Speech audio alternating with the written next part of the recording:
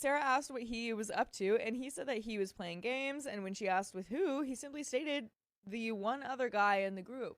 This happened a couple more times before I pointed out to him and asked what the heck was going on. George told me that Sarah didn't like the fact that he had a female bro and that it was just easier to pretend that I wasn't there or else she got upset and didn't talk to him. I told him I didn't like that because it made me feel like I was the other woman and I literally wasn't doing anything wrong. He told me that I was making it a bigger deal than it was and just let him handle it, so I dropped it. Over the next several months, several more things happened. She added me on Facebook, which I didn't mind at all because I was all about transparency and thought it would be better to see that I was involved with another guy romantically, not George. Sarah, on one of his visits to her, asked if she bought a PS5, and online, he would spend his free evenings playing with her sons when he was back away at home.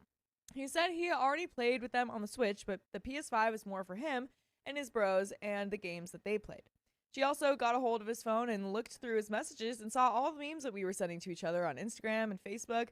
Again, all about sports, games, or the new Harry Potter, but she asked him why he didn't send her that kind of stuff. These last two examples he told me about after the fact. So we come to a couple of days ago.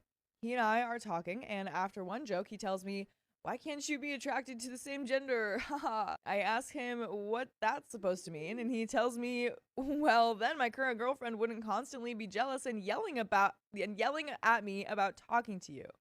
At this point, after months of hearing him complain about this issue, I finally snapped. I told him I understood that she had been hurt in the past, cheated on twice, and I knew that that took some healing, but he needed to man up and talk to her about these trust issues because I was not going to keep acting like we weren't hanging out or talking.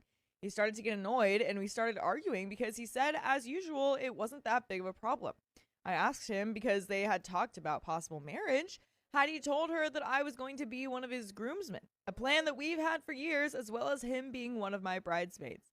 His response was that he would just surprise her when it was too late to turn back. I couldn't believe how thick-headed he was being and said, "What are you going to do when she asks you for her to stop talking to me to make her happy?" He yelled back, "She's not like the other girls. She's not going to do that." Finally, I said, "You need to grow up here and be honest and acknowledge that yes, we are hanging out, but online and talking, but that you love her and make it clear that you and I are nothing but friends." I told him to invite her to one of our gaming sessions or invite her up to his house. I will drive the 4 hours too. Bring the guy that I'm seeing and we could hang out. She could get to know me face to face and see that how we interacted had very big sibling vibes. Anything to make her more comfortable with anything. He said no, he wasn't comfortable with that.